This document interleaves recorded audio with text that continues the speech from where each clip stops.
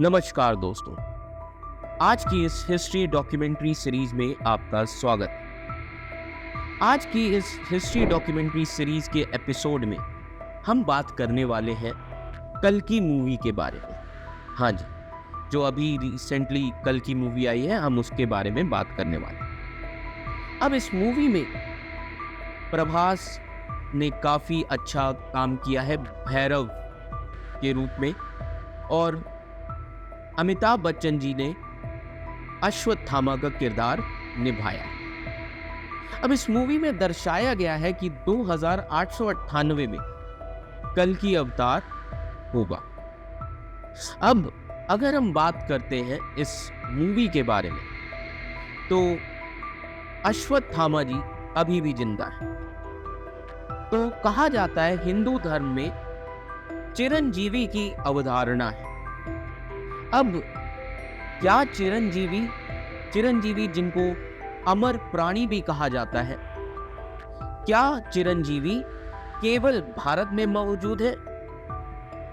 Film कल्कि में अश्वत्थामा जी को चिरंजीवी के रूप में दिखाया गया है, जो भगवान विष्णु के 10वें अवतार कल्कि की उपस्थिति की नींव रखते हैं और दर्शकों को महाभारत की घटनाओं से भी जोड़ता है।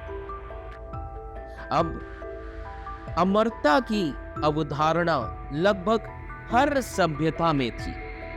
ये केवल हिंदू सभ्यता में नहीं, लगभग हर सभ्यता में अमरता की अवधारणा है। हिंदू विचार में अमरता की अवधारणा क्या है?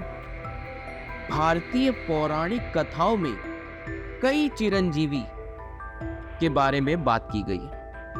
अगर हम भारतीय पौराणिक कथाओं की बात करें तो उनमें 8 चिरंजीवियों की बात की गई, जैसे कि अश्वत्थामा, बाली, वेद व्यास जी और हनुमान जी, विभीषण, कृपाचार्य, मार्कंडेय और परशुराम जैसे चिरंजीवियों की बात की गई।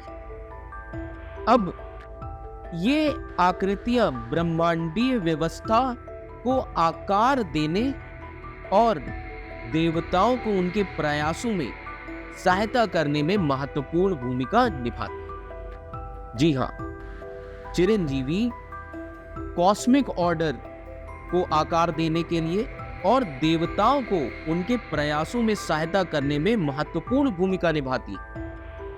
क्या ऐसी कोई अवधारणा और किसी सभ्यता में भी है? तो आइए ले चलते हैं आपको चीनी सभ्यता में। अब चीनी सभ्यता में क्या है? चीनी पौराणिक कथाओं में 8 अमर, उनमें से प्रत्येक के पास एक अनूठी शक्ति और प्रतीक है। वे विभिन्न लिंगों, आर्थिक स्थितियों और आयु समूहों के लोगों के विभिन्न वर्गों को शामिल करते, इसलिए चीनी संस्कृति में भी इनका बड़ा महत्व है। तो ये बात थी चीनी संस्कृति की। आइए आपको हम दिखाते हैं मिस्र मतलब इजिप्ट की संस्कृति के बारे में। अब इजिप्ट की सभ्यता में क्या कहानी है? प्राचीन मिस्रवासी जो इजिप्ट के लोग थे, वो ये भरोसा करते थे कि मृत्यु के बाद भी जीवन होता है। जी हाँ, प्राचीन मिस्र जीवी मृत्यु के बाद के जीवन से गहराई से मोहित थे। इस विश्वास ने उनकी संस्कृति, कला और दैनिक जीवन को गहराई से प्रभावित किया। उन लोगों के लिए अमरता की गारंटी थी जिन्होंने एक धार्मिक जीवन का नेतृत्व किया और मरणोपरांत परीक्षणों में उत्तीर्ण हुए। अब मृतक व्यक्ति के दिल को सत्य का प्रतिनिधित्व करने वाले पंख के खिलाफ तौला गया था। यह एक मरणोपरांत परीक्षण के रूप में कार्य करता है, जो अमरता की गारंटी देता है।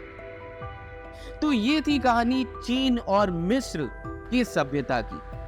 तो चीनी और मिस्रियों दैट मतलब इजिप्ट, तो चीनी और इजिप्ट की संस्कृति के विपरीत प्राचीन हिंदुओं ने समय को चक्रीय माना और इसलिए चिरंजीवी की अवधारणा का अर्थ था उस आकृति का दूसरी समय रेखा में पुनः प्रकट होना।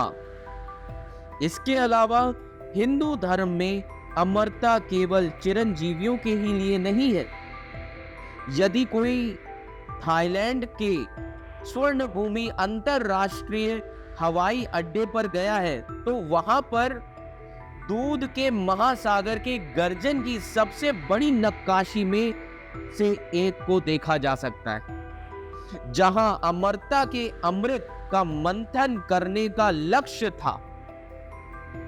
इसीलिए हिंदू धर्म में योग के अभ्यास के माध्यम से मानव अपने मस्तिष्क के भीतर संग्रहित अमरता के इस अमृत के लिए व्यवहारिक तरीके प्रदान करता है।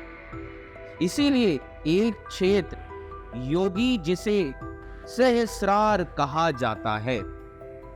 तो ये थी कहानी चिरंजीवी कि किस तरीके से ये जो चिरंजीवी अवधारणा हर संस्कृति में पाई जाती है, चाहे वो हिंदू संस्कृति हो, चाहे वो मिस्र की संस्कृति हो और चाहे वो चीनी संस्कृति।